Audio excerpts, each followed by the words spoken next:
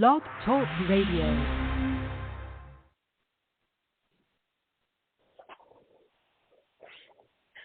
Hello, everyone. Thank you so much for tuning into Yvonne Luttrell's podcast. I am the host, Yvonne Luttrell. My co-host, Essie, and I are here today for this Thoughtful Tuesday. Hi, honey. How are you? Hey, baby girl, how you doing? I'm great. You caught me Thanks being for fat. asking. I was trying to kill the sausage.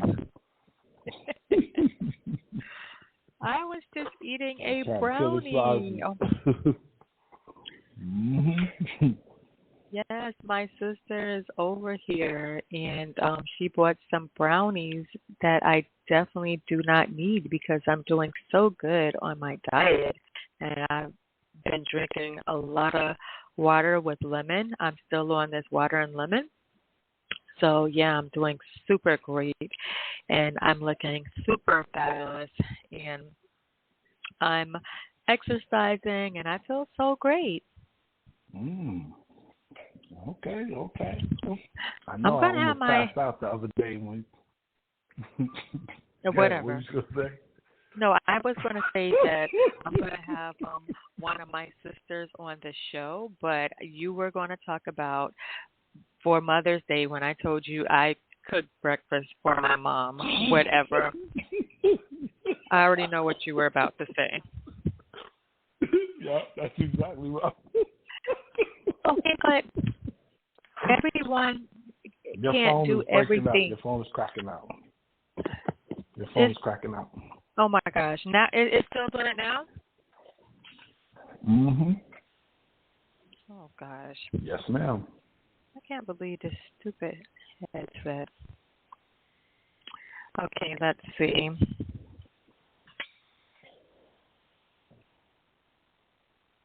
Mm, Um, I'm not going to use this headset anymore.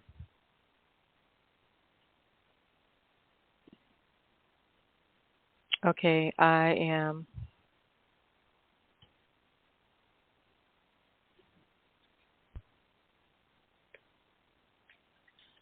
Okay, how do I sound? Do it again. I'm here. Hello, hello. I just let myself in. I just called in. Better. Okay, that's better. It's ridiculous. Sound I'm just going to better. have to call in from here on out. Okay, yeah, so, okay, so, and you were saying?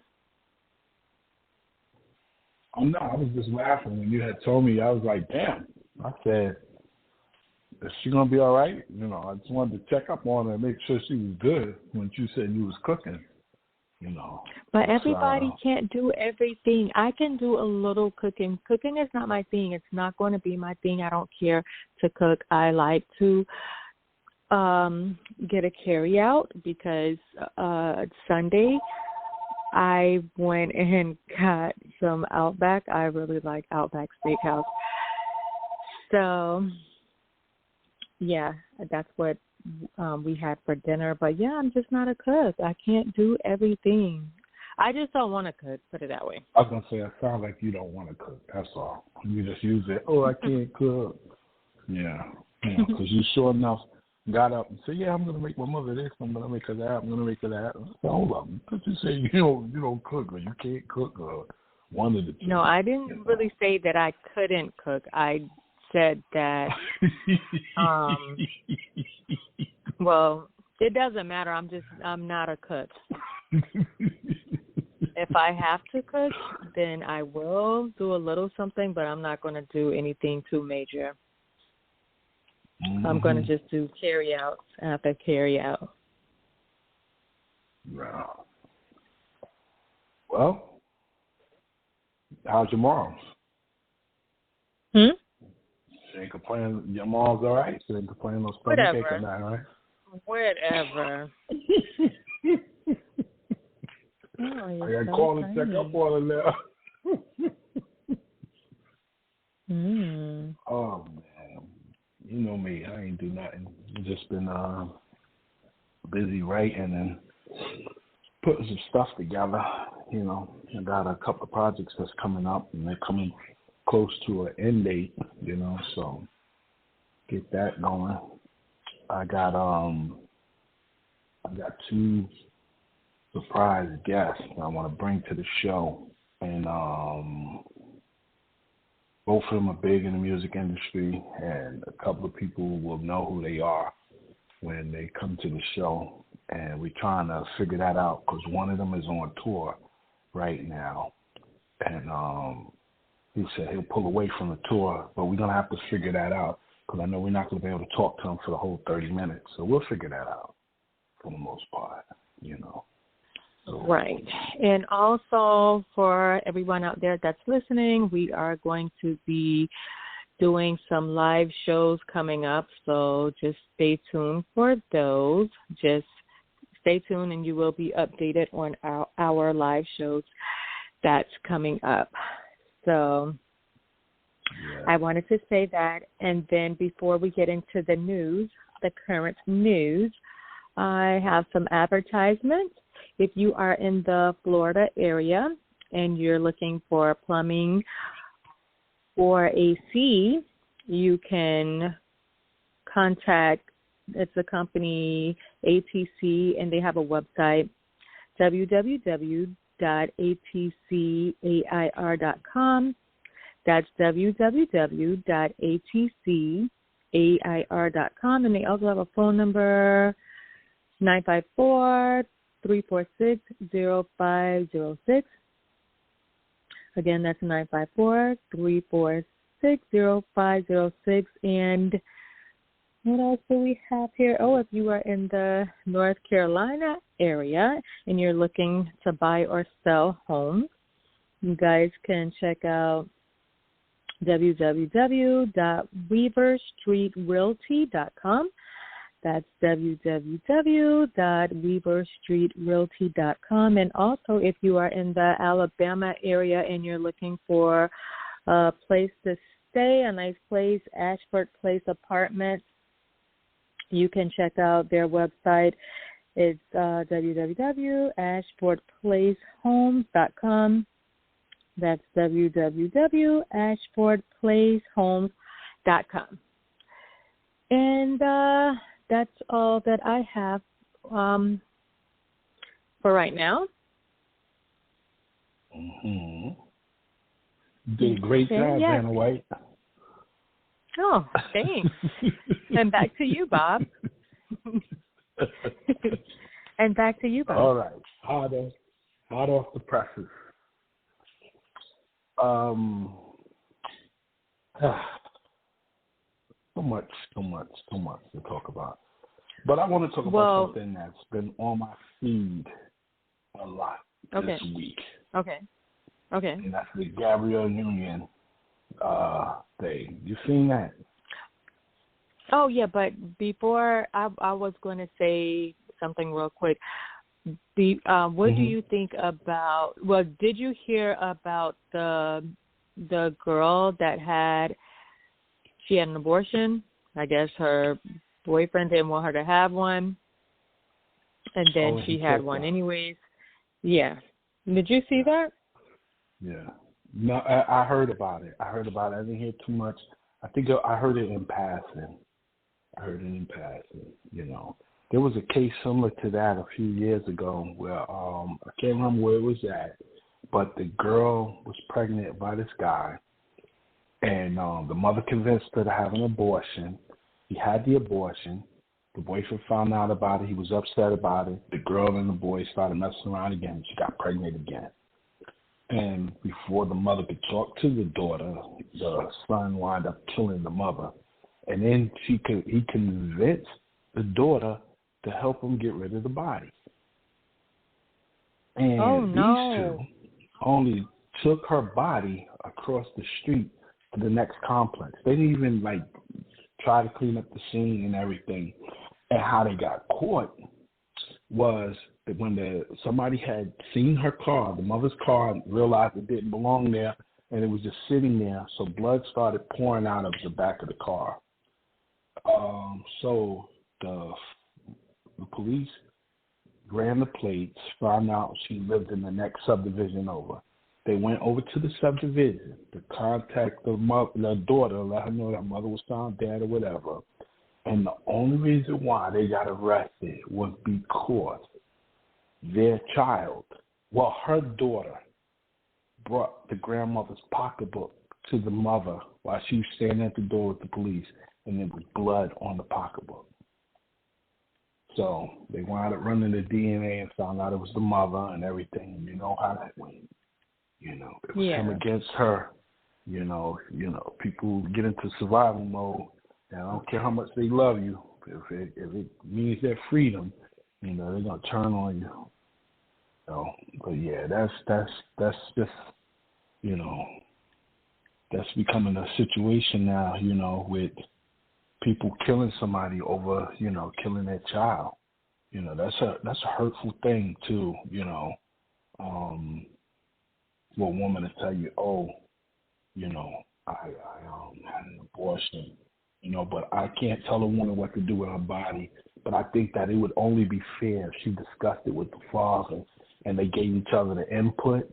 And then if that was her decision, then that's her decision, you know. It should but be to just discussed go with the behind her father. back, you know. It should be discussed with the father, because if they decide to have it, then rather the father wants the child or not, they're going to put him on child support. So I think the father should have some say-so about it. So I don't know, because I know I have somebody on child support. So ain't nobody going to be making no agreement with me like, okay, I'm going to give you this, I'm going to give you that. No, you getting your ass on child support. Unless me and you agree to something.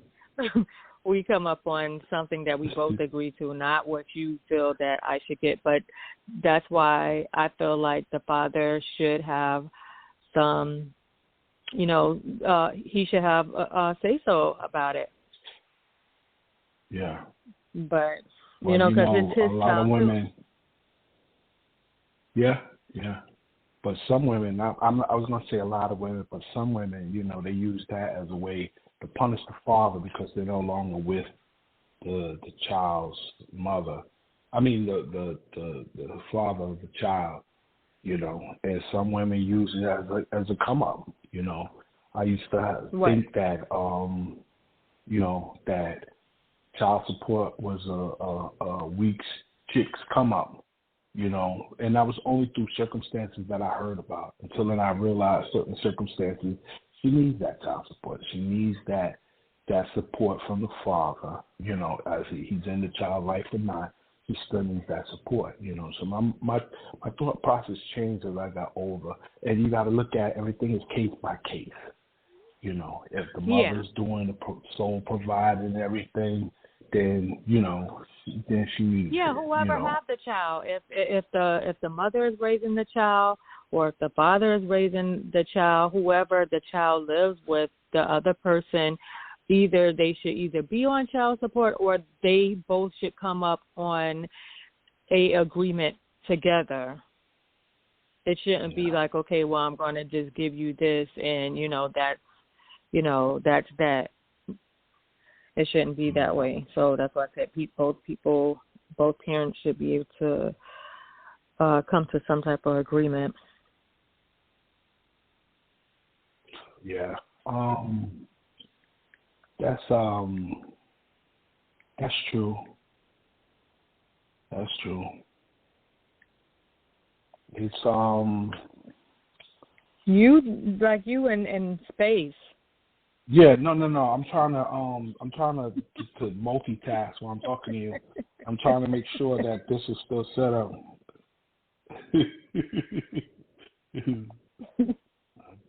Okay. Yeah, it's one of those situations that it's a conversation that needs to be heard. A conversation needs to be had. It shouldn't just be a one-sided decision. You know, I think that's the fairest thing to do, even if she wants to have them or not. You know, it. I think in a lot of times with women, they feel like, shit, it's my body. I'm going to decide on my own and this, that, and the third. I understand that, but it took both of y'all to create that file. It took both of y'all being in that room, and y'all made a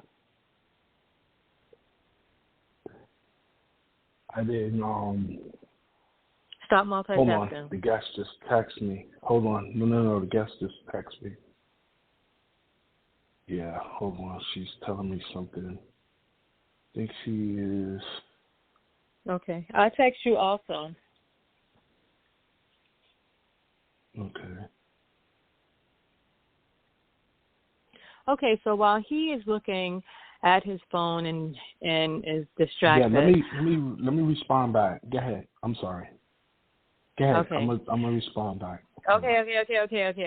Yes. So, I feel like, and I did this topic before about if, a woman or a female rather, because everybody is definitely not a woman.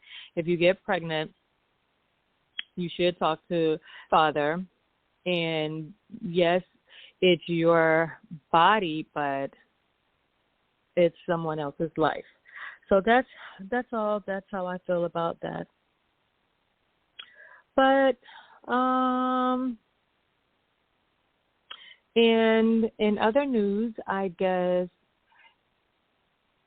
SC was going to talk about Gabrielle Union and the Dwayne Wade situation where they split the bills. I'm pretty sure most of you have heard that. It was on the radio, and I did see a clip of it where she said that she helps out. Well, she paid 50-50, and she said that because if she don't work, then they're not going to eat or something like that. So, I guess the question is, should... Yeah, I'm back. I'm sorry. Mm-hmm. Where were we at now?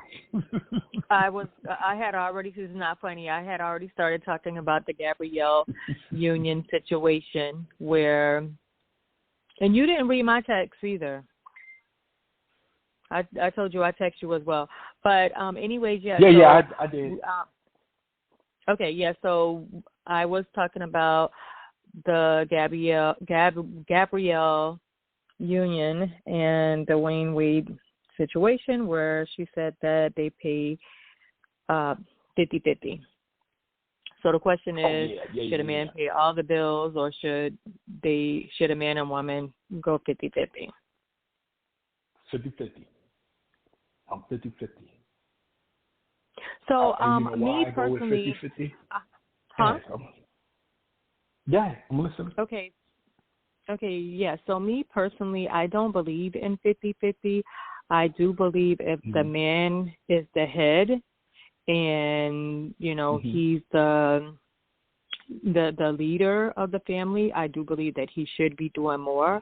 I do believe that the woman is the helpmeet, so she should carry her weight. The woman should definitely carry the weight. I don't believe a man should do any and everything, because I just don't believe that.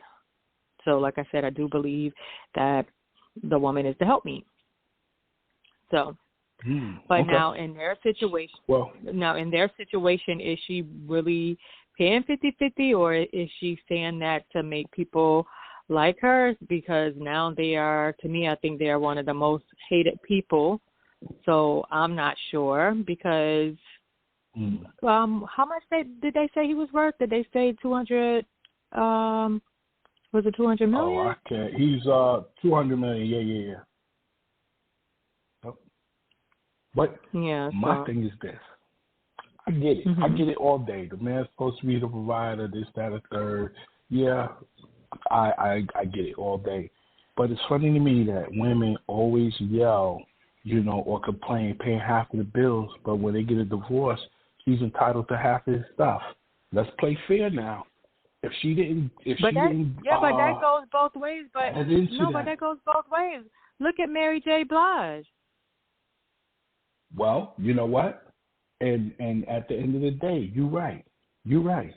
Fair is fair, and I play fair. Yeah, whoever If makes you most of the didn't money. bring it into Kelly the door, Clarkson. yeah. But you got to think about their financial status is a public thing. You understand what I'm saying? So we think about the man that works a 9 to 5, and all he has to his name is probably the house, and she'll get that, and she'll be screwing some other new dude in the house. You understand what I'm saying? I just play fair with me. That's it.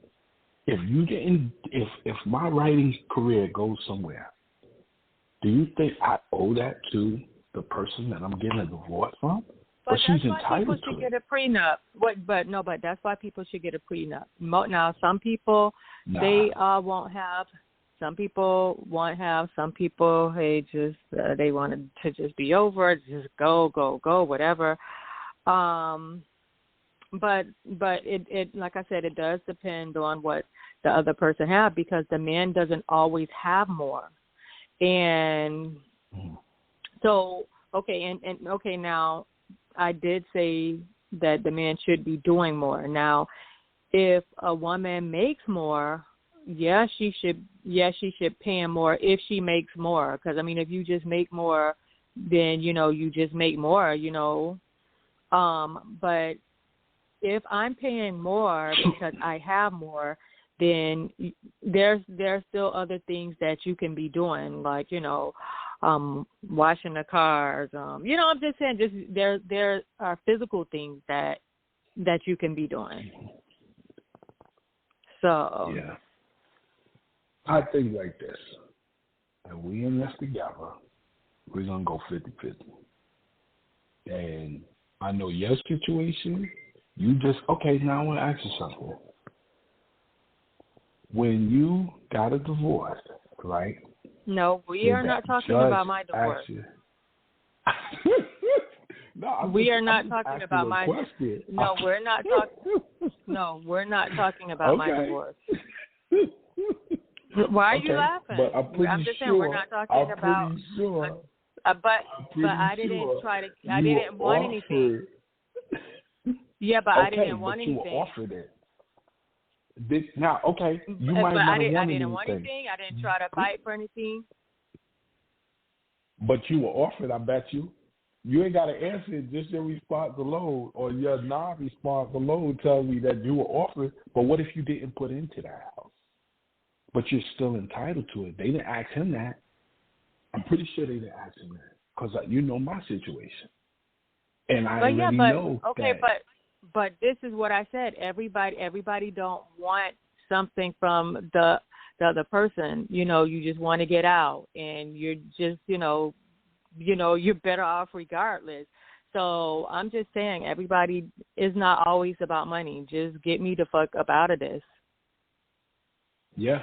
Oh yeah. So, Trust me, I know. Trust me. But I just think. But the one thing is, like I said, but the one thing I did say, I'm not going 50-50 with no man, no matter what. I'm not going 50-50. He's going to have to be doing more than me. I don't care if it's 60-40, but it's not going to be 50-50 because the man wants to be the head. The man wants to lead. And if I'm following a man and if I'm submitting to a man, hey, that's his role. I'm not trying to be on the same level as a man. So he needs to lead. But I'm not going to submit to a man unless he's worth submitting to. So okay, but you still want him to pay that 60%, though, right? Unless he's worth it, huh? But you're gonna still want him to pay that 60%. You're gonna still want him to pay that 60 to 70% of everything, right? My thing is this: why do women, if you're not gonna submit to a man or you want to be with a man, then why? If you're not gonna submit to a man, then why be with that man? If you say that right, you well, I you're just going said to I'm not submit or whatever to to no a man who's worth submitting to. But just like me and you know, because you always say also, like when you meet somebody, you're meeting their representative. You don't meet the real them until later on. And then by the time, you realize who they is, it's like, hell, fuck no, I'm not submitting to you. You're not worth it. But the thing is this So, though, you guys seem to always know when your man is cheating, but y'all seem not to know when he's a good man. And all you have to do is watch. If you watch a person long enough and stop listening to what they say with your ears who is and what listen they to what think? they say with your eyes. No, I'm saying women. You know, because y'all always talking Mhm. about, oh, he wasn't worth submitting to it. He wasn't this. At what point in time did you figure that out? And then when you did figure it out, why you stay? Was it so that you could have enough ammunition to talk about this man or try to defame this man at some point in time? So do we say that, oh, he was a terrible dude, or do we say that you had terrible decision making and you stuck around for the rest of that abuse when you already knew he wasn't good enough? You know, y'all always say, oh yeah, he started showing signs. So when he started showing signs, why not address the signs? Yeah, That's but my that goes thing. both That's ways that's my for a thing. man as well. A man Yeah. stay, a woman stay. But I mean, I don't know. I guess I don't know. I mean, some people. I mean, that definitely doesn't pertain to me because, like, the older I get, the less bullshit that I'm dealing with. So I'm not sticking around for anything. If I did in the past when I was younger, okay, whatever. But as I get older, I'm out of there. It's Well, kind of men, like, we stick around to a degree. You know, we stick around to a degree. Trust me. We exit out of relationships similar to y'all, but we right, more so we are our emotions on our sleeve. So y'all physically see us leave. With y'all leave mentally and then the physical. But we're so caught up in us thinking that, oh, she's not going to go nowhere, and not realizing she left mentally already. But with men, we always get caught because we always do something physical.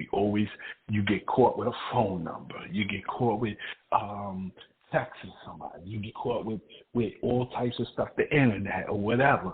With women, y'all are so sneaky about it, you know, because everything that y'all start is emotion.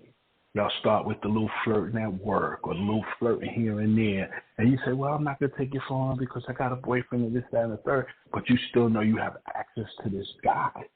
Whereas a man, we get caught because we want that girl's phone number so we can continuously know because we know she has more options than just us, you know. So, and then again, I'm speaking for myself.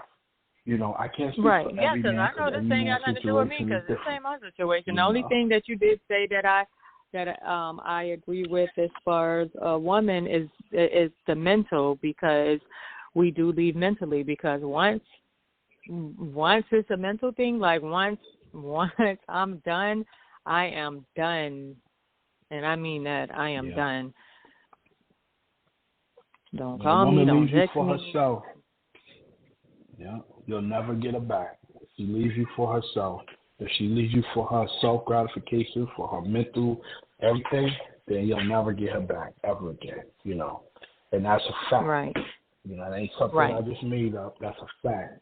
You know, so but right. And then, man, and like I this said, is the older that you get, your choices are different. Just everything, just everything is different.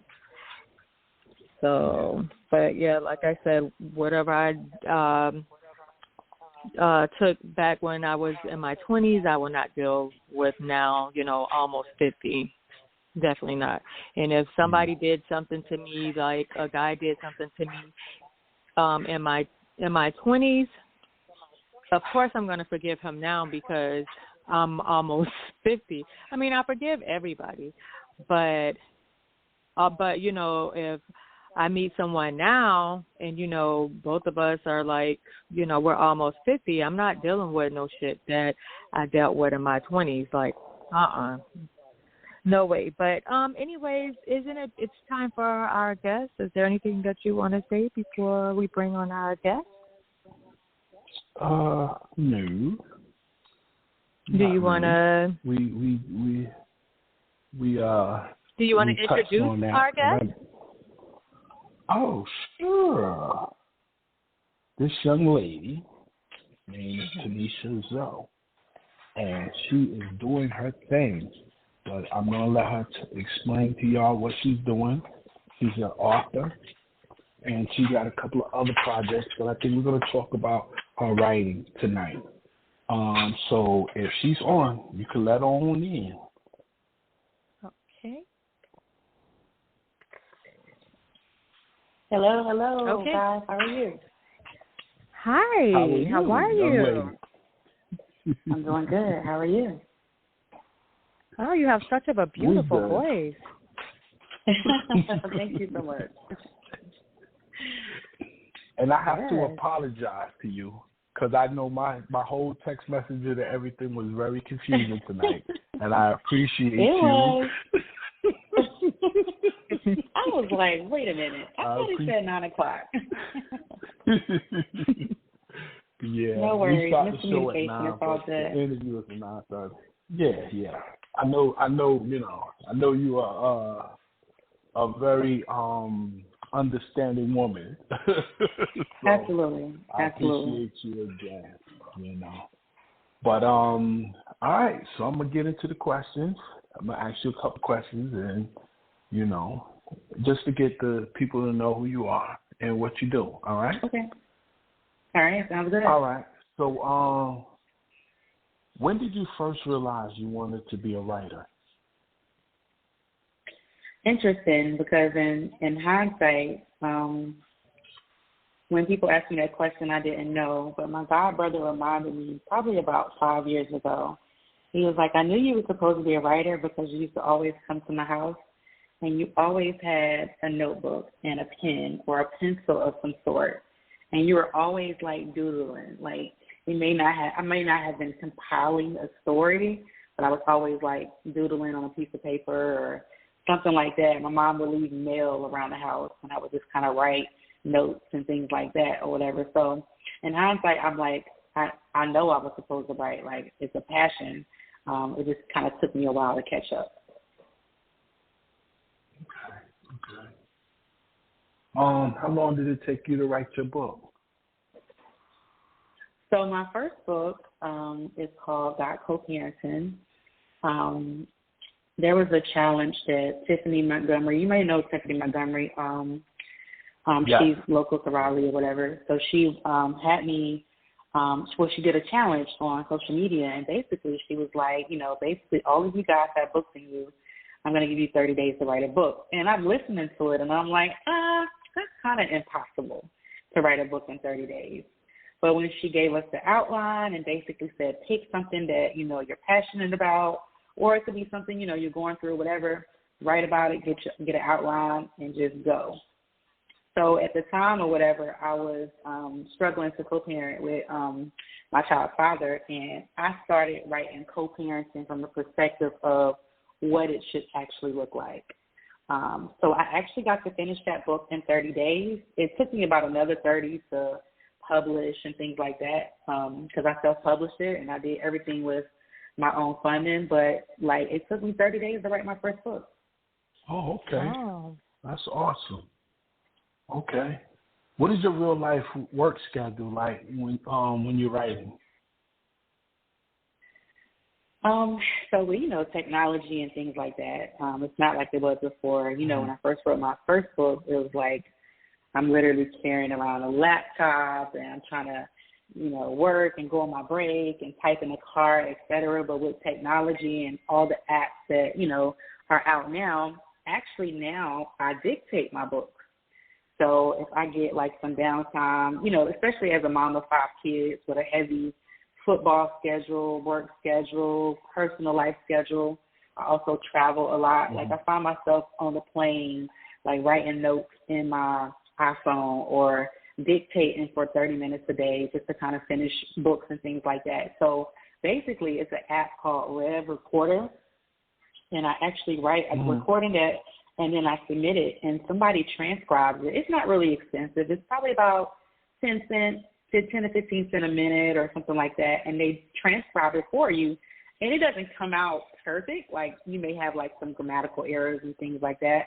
But for the most part, it's perfect for me to copy it, put it in a document, and finish like editing it, and then continue on. Like tomorrow, I may pick up and say, oh, I left off here. Let me dictate. When I get some free time. So yeah, that's how I actually balance it out with life and being a mom and things like that now. Okay. What would you say is your most interesting writing quirk?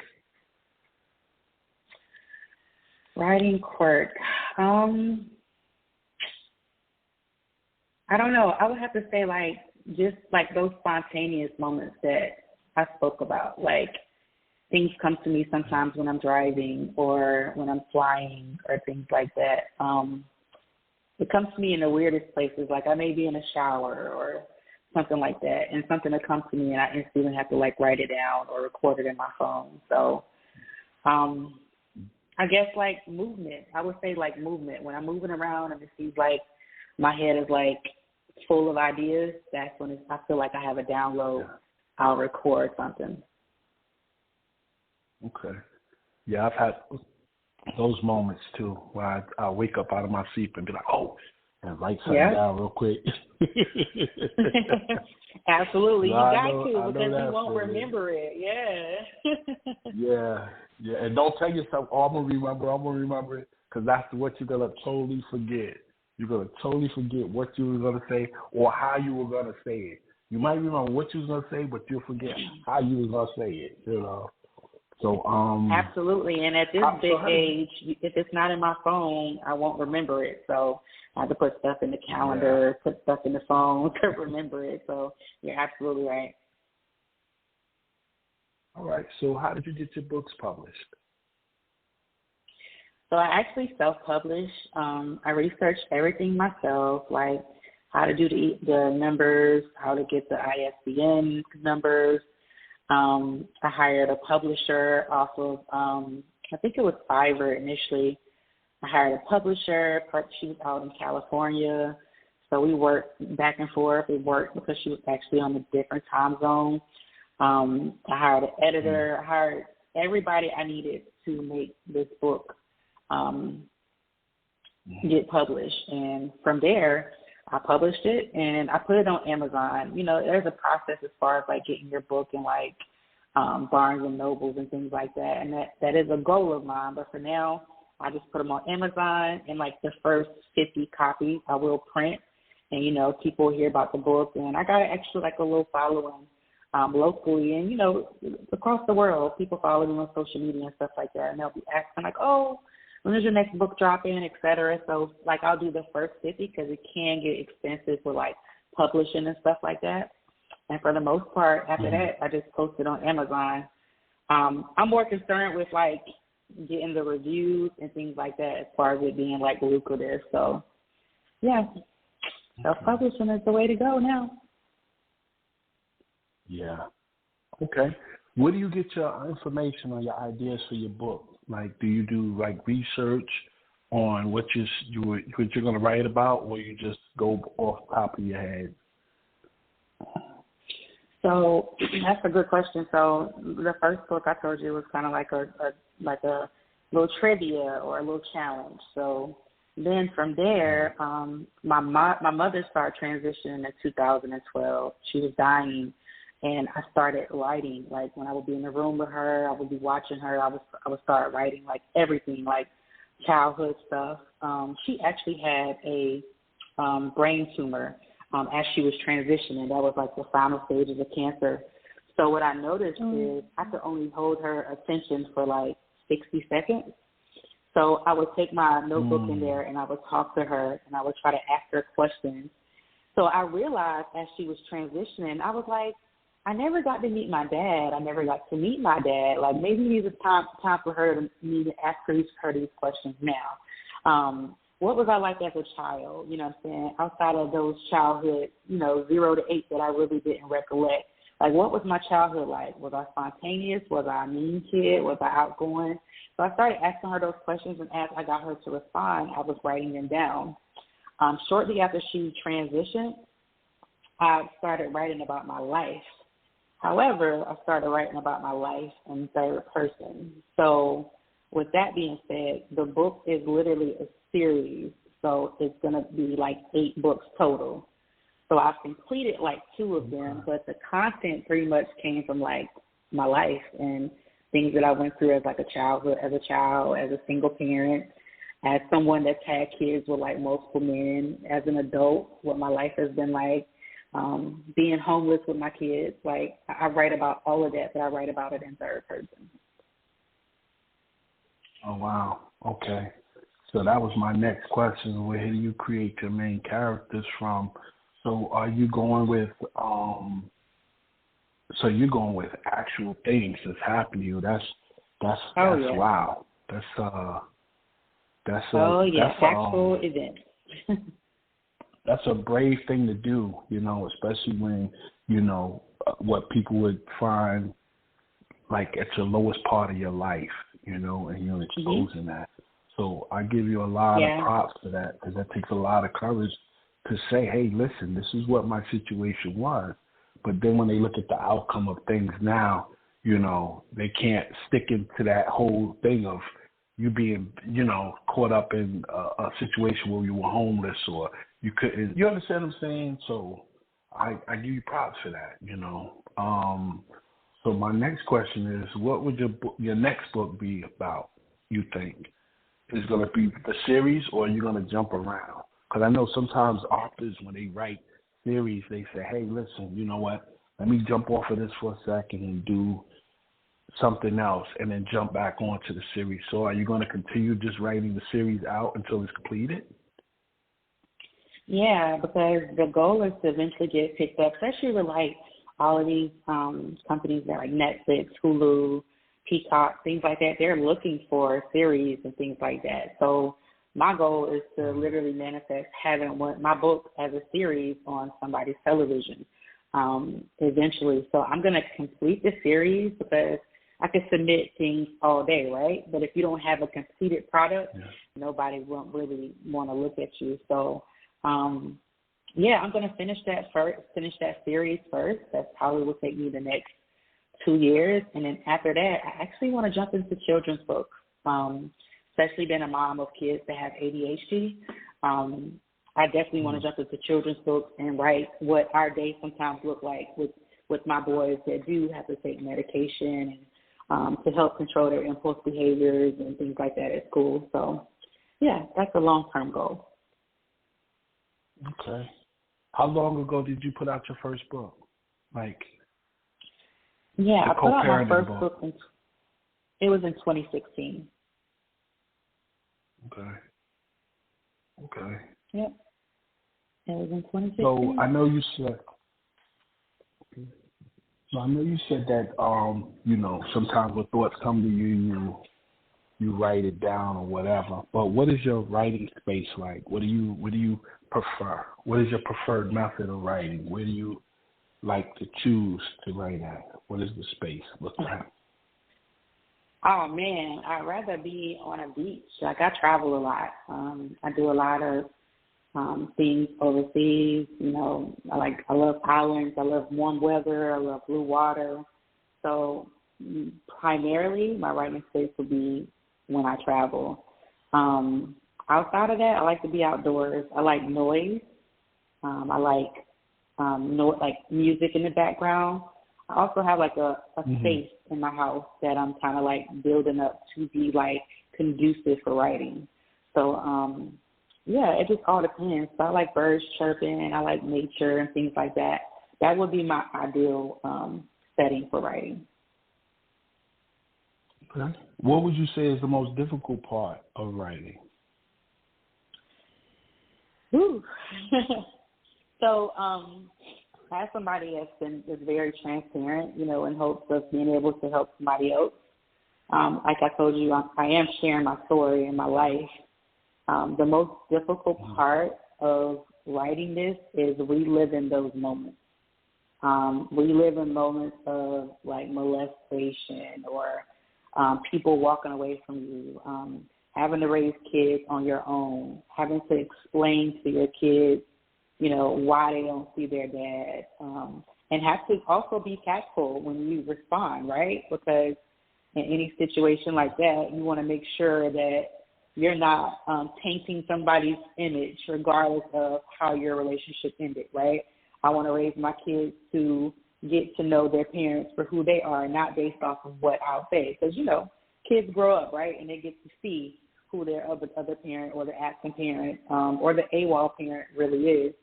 So I would say, like, the most difficult part about writing is to be living those moments, especially writing, like, a bio, autobiography. Like, that's the most difficult part. Okay. Now, with you saying that you are going to tell everything that took place, sometimes family members might feel some type of way because you might have to paint them in the light that they actually are in. So they might be like, oh, man, I wasn't that bad, but in reality you were that bad, Yeah. So what do your family think about you writing? Yeah. So I am literally like the black sheep of the family, right? I grew up in a very, very small town. Population was shy of 200 people. And I'm the one that left, right? She thinks she's better than everybody because she got out. Where I'm from, you're raised to graduate from high school, marry your childhood sweetheart, and get a factory job. That's considered a good job, right?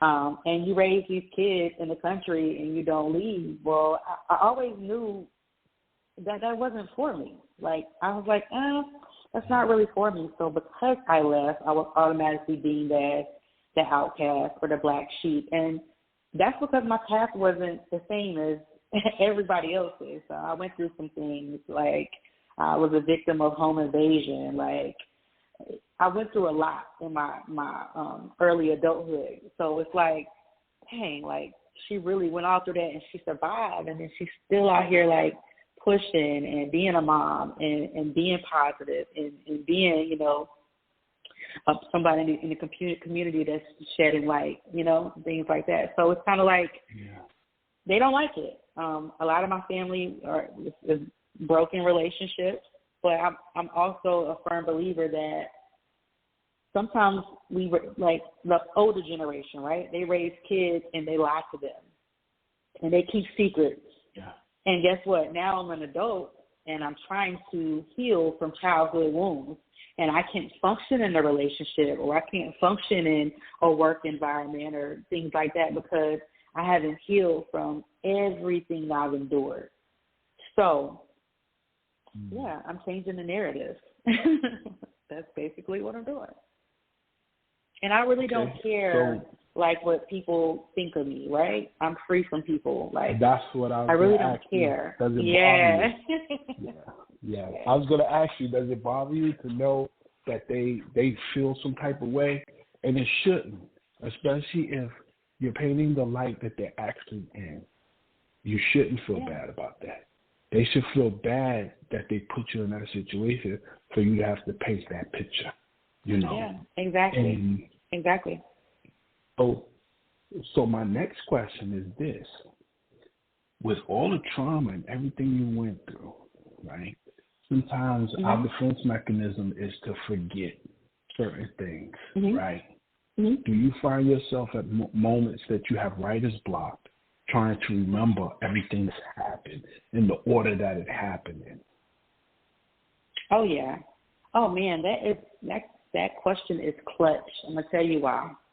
Because when I first started writing the series, I literally started in the middle of my life, right? Like, in the middle, like late 20s. That's where I started writing from.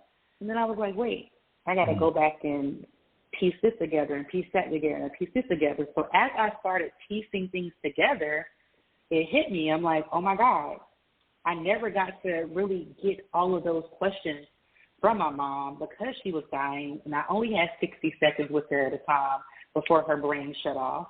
So it's like now I have to go to the other party, right? So I had to end up finding my biological father. He was actually in a federal – he's been in and out of prison all my life. He's been on drugs, and that's part of the reason why my mom left him with 3 small kids is because of the drug habit and things like that. So I researched my dad. I found him, and I went to he was in Butner prison at the time, and I sat down with him for 4 hours. Like, I'm going to go in here, I'm going to get information from him, because I was so mad at him, because I didn't realize how mad I was at him. But I was like, I'm going to go in here, I'm going to get the information from him, and I'm just going to leave. Well, I went in there, and I sat down with him for 4 hours, and I cried my eyes out.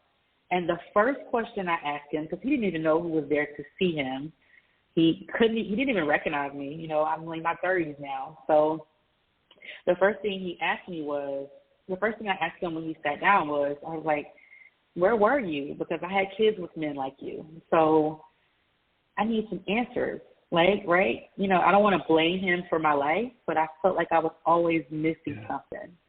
So I was able to get the parts of my life that my mom didn't give me, because she was very, very, very careful what she spoke about my father. Again, because she didn't want to paint his image.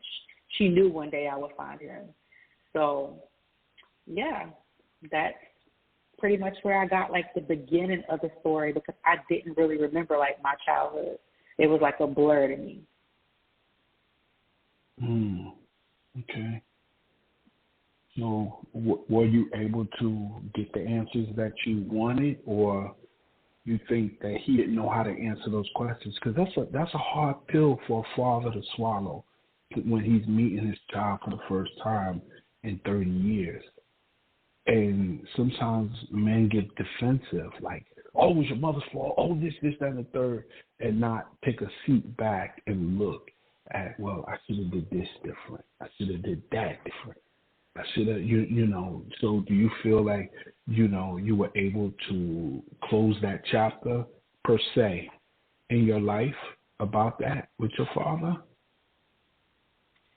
Yes. That's vital that you brought that up. And the reason I say that is because after I asked him that question, like, where were you? I had kids with men like you that are absent.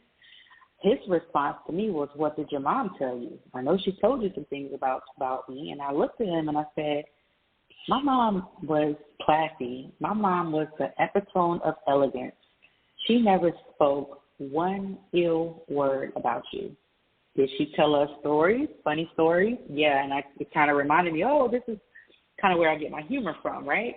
She told us funny stories, but she was very, very careful. So, yes, he was on the defense, because the first thing he expected her to bash him and call him out of his name, and she never did.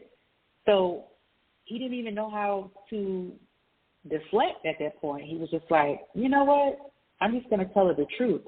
He told me the truth. He told me you cheated on my mom. Your mom was super loyal. She was the perfect person. He said, I just loved the drugs and the streets more than I did my family. So when you ask me about closure, I'll say, yeah, because he was honest. He was transparent. Do I still kind of struggle with it? Will I still need a little bit more therapy because of that? Probably so. But for the most part, I got a lot of answers in that 4 hours. And you said something very vital that a lot of us don't think we need, and that's therapy. And I'm happy that you are getting it, because we need it. A lot of us need it, and we're so caught up on, oh man, you don't need that. That's for this race. They only go to therapy and this, that. A lot of us are broken and don't even realize that we're broken, you know. Absolutely. So my next question is, do you hear much from your readers? Have you had anybody stop you and sit and talk to you? Okay. Yeah, I do, but it's primarily on social media. They'll message me. I kind of died down with doing the promoting and stuff like that. I just haven't been doing it because I felt like when I started promoting or posting my old books and my reviews, people was putting pressure on me for more content, and I kind of was like, let me just kind of stop posting until I'm close to being finished. But I do have like my third book cover and things like that out. I just gotta finish the content and get it out to others. But yeah, I hear a lot of feedback from them. They write it on Amazon.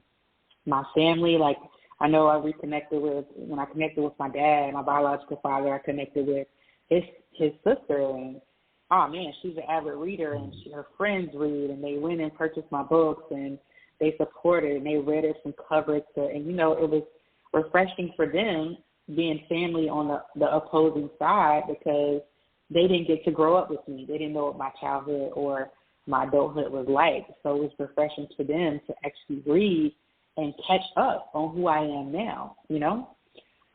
So I get a lot of feedback. They love the series.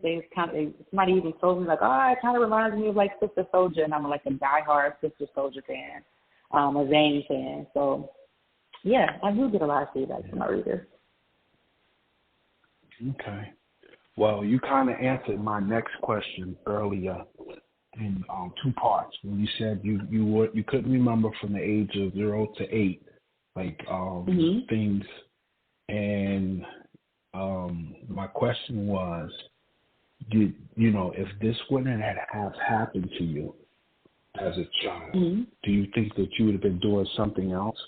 Do you think that this really motivated you to, like, write? Because of the situation with Tiffany, and she told you, hey, listen, I give you 30-day challenge to do this, that, and the third. Do you think that things would have been different if you didn't have a story to tell, or you think that you would have still found your way into being a writer?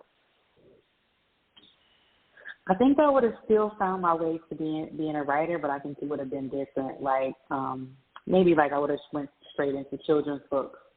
But, sometimes, us being uncomfortable forced us literally into our purpose. So because I was uncomfortable, here I am. But I've always loved to write. I've always loved to read, and it's still a passion of mine to this day. Okay.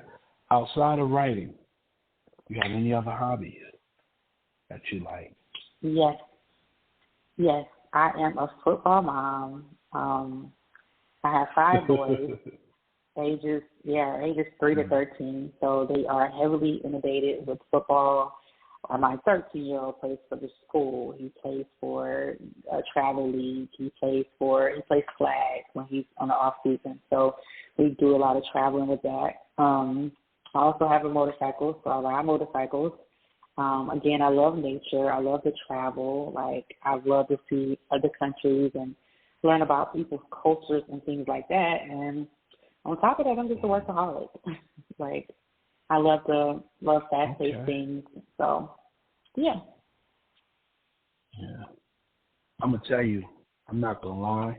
I could spend a whole hour talking to you and just ask you questions, only because, you know how you know something, but you really don't know it until somebody tells you about it, Yeah. And we coming to the end of the show, but I want you to tell everybody how they can purchase your book, where they can contact you at, and I'm pretty sure a lot of the listeners are going to probably be intrigued to want to purchase your book or find out more, because that takes a lot of courage to do what you're doing, a lot. And again, I applaud you for it. I really do. So if you can, just leave everybody your information. Definitely. I definitely appreciate you guys having me on the show. I'm Taunishia Zoa on Instagram. It's at author Taunis, Taunis. My books are on Amazon. It's called The Shameless Plug Series, The Curse of My Father. And part 1 and part 2 are up there. You can Google The Shameless Plug, or you can Google my name, and they will pop up. If you have any questions, or you have a book club that you want me to donate some books to, please reach out, and I look forward to hearing from you guys. All right, and let me tell you something. I am truly, and Yvonne will tell you, this is the first time I'm speechless. Wow, I really enjoyed you. Yeah, I really enjoyed you. I did not expect. So listen, I come into these interviews very like, okay, this is what we're gonna do or whatever, and you like blew my mind with a whole bunch of stuff, right. And I'm like, wow, like how did you? Ooh, But you never know what a person's going through, Right. You never know. Yeah, thank God for people like you that have a platform to. Yeah, thank you so much. Yes, we would love for you to come back whenever you want to come back. Yeah. If you got any books that's coming out and you want to talk about it or whatever, you reach out and we will definitely bring you on the show. Definitely bring you on. Because I'm pretty sure a couple of people will want to know about that series. Absolutely. So.